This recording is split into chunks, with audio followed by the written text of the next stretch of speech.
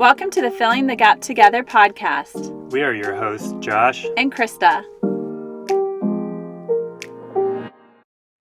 Hey friend, it's Krista with Filling the Gap Together podcast. And today I have with me friend and licensed therapist, Lisa Eubank. I'm going to let her fill you in on her whole incredible title because she does way more than just therapy. So go ahead, Lisa. Hi, welcome.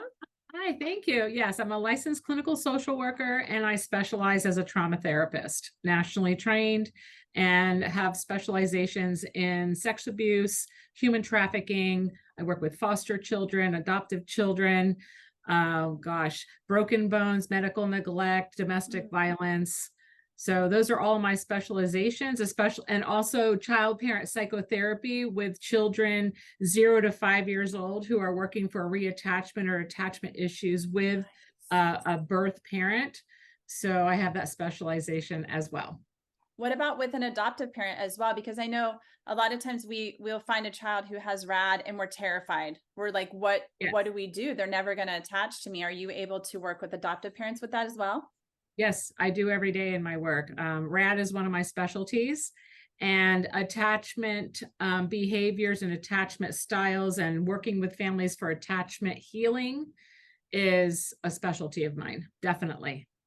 That is a beautiful portfolio. And I know there are going to be people watching this who need every single one of those. So I'm so grateful that you're here. Can you tell us how you became involved in this? How did it start for you?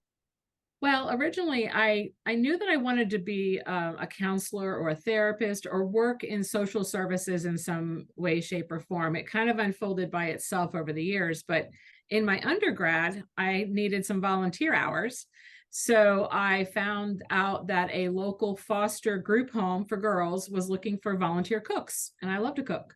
Nice. So I contacted them and said, hey, I want to be a volunteer cook. And I thought it sounded really easy, right? You go in and you cook and they like your food and you just, you get your volunteer hours finished.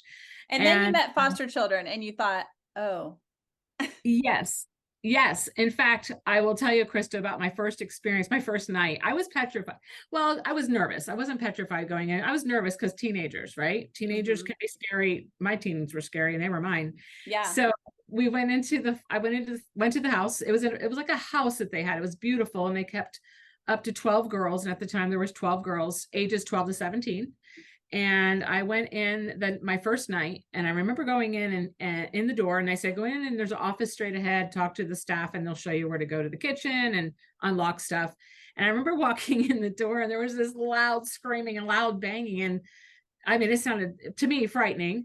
And I went to the staff and she's like, oh, you're the cook. And I said, yes. And she's like, okay, follow me. So she's taking me to the kitchen. And in the meantime, I see this dresser flying out of a room. Oh no. And two girls flying out, like beating each other up. And I said, there's a thing they're having. She goes, yeah, the other staff will take care of that. Like it was just nonchalant and everyday business. Yeah, it was her normal. And it frightened me to the point where I could barely speak. But I don't know, something just kept saying, go back, even though everything in my being was saying, don't do it. It's scary. These girls are scary. They're mean. They said hateful things about the food. Not all of them, because they don't trust adults. And I didn't know that. I was very naive. I thought all I needed to do is be nice to them and feed them nice food. And over time, I finally said, hey, I don't know what made me do this, probably God, but I just went in there one day and said, do you guys hiring like professional care or, staff in the house while I finish my grad school? And they're like, yes. So I started working as a caregiver. And wow. when I went through school, I was a caregiver and got to really get to know these girls, giving them their meds, taking them to doctors, taking them to the movies, like doing everything like a parent would do with them, watching their outbursts and their behaviors and their lack of attachment. And something spoke to me. That's 15 years ago. Something spoke to me and said, this is where you need to focus your work. Your calling. It was my calling. And as scary as it was every day, I just knew that I needed to figure out what makes them tick. How can I help them? Because I would see staff handle them in ways that made me feel uncomfortable. And I'm thinking, that's not what they need. So Yeah. long story short, here I am, got out of grad school. I was their therapist for a while and worked my way up and just kept training. I still go to trainings and study my craft, and have been working in this community with the foster and adoptive communities since then. That's amazing. Do you Yes. still have contact with those first girls? Well, they're all adults and out into the community now, because that's been quite a while. I don't. Let me take that back. There is one young lady that I think is contacts me through Facebook every now and then. I don't usually friend them on that, but I think she Yeah, sends me yeah. messages. I don't fit Yeah. in my personal, but I do hear of some now and then, and many no, I don't know where they are. Yeah. Yeah. Well, I mean, fast forward to now, you've seen hundreds upon hundreds of people. I'm sure there's people that stick out in your mind and touch you in a special way, I'm sure, but Absolutely. that it would be hard to keep all of that, especially because, dear God, that's heavy. What you see and hear every day, all day long. How Yeah. do you self-care? How do you prevent all of that permeating into your soul and just causing you to go into fetal position in the corner? How do you handle it?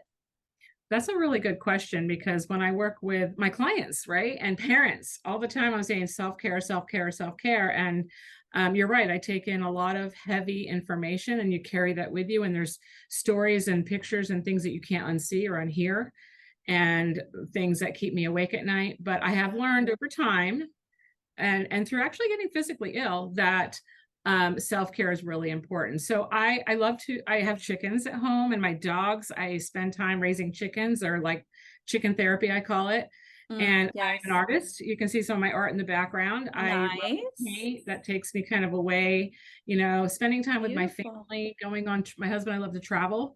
So I make a point to when I'm off, I'm off. I try to stay away from the phone and the computer, but I will tell you, these are humans, and humans don't take time off, and children with trauma don't take time off. So Yeah. there's times when it's very hard to take those times, but every moment that I can, I try to work on some self-care. So people do contact you in crisis experiences and you're able to be there to help them through it? Yes, especially working with families with crisis, and teens, I give teens and adults my phone number, my personal number. I don't have a special phone for work. I have just one phone. And I tell teenagers, if they're really getting ready to hit that nuclear button, please reach out to me. Please reach Yes. out to me. Please text me. I will send help. This has avoided a lot of Baker acts, or running off, hurting themselves, cutting.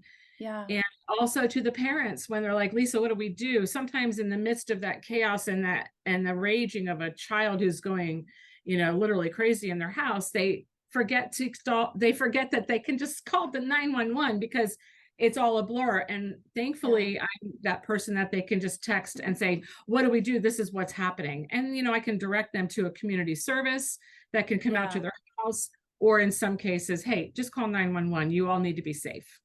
Yeah, absolutely. So you are a mandatory reporter, correct? Yeah, So correct. have you been in that experience within your craft where you've had to mandatory report, because people come into your practice, right? And you see and hear things. Otherwise, Yeah. it remains completely confidential, correct? Correct. But yes. Oh, I've reported many cases, many cases, unfortunately. Yeah. A lot of times people don't realize, and even on care, and hard to say, but even on foster parents or schools, I've called on schools, where they're mistreating a child that is in my care, and I happen to see a bruise, or I hear something they say, and I'm like, oof, I have to protect this child. So yes, I don't know how many times I have reported, but it's been more than I can remember. So would you say that's the hardest part of your job? No, No. mandated reporting is not a hard part of my job, because I feel like I don't really care about hurting people's feelings, or I will do whatever I have to do to protect a child. That's my job.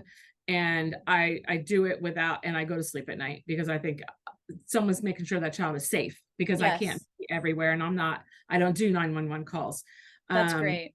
Yeah, no, that's not the hardest part of my job. What is the hardest part of your job? I must know. Appreciate it. And where Uh-huh. can everyone find you? I know you have a TikTok. I do have a TikTok. It's Lisa Eubank LCSW. Okay. And I also have Lisa Eubank LCSW on a public Facebook page. That would be a great place to start. And then you'll find everything else. Awesome. I'm so Okay. glad. So Yes. everyone, you can find her yourself, but we're coming back for a part 2 for sure. Yes, for sure. Mhm. Thank you. Until then, Have a good day. you too. Thank you for choosing to be here with us today. For more, you can visit us at our website or find us on social media.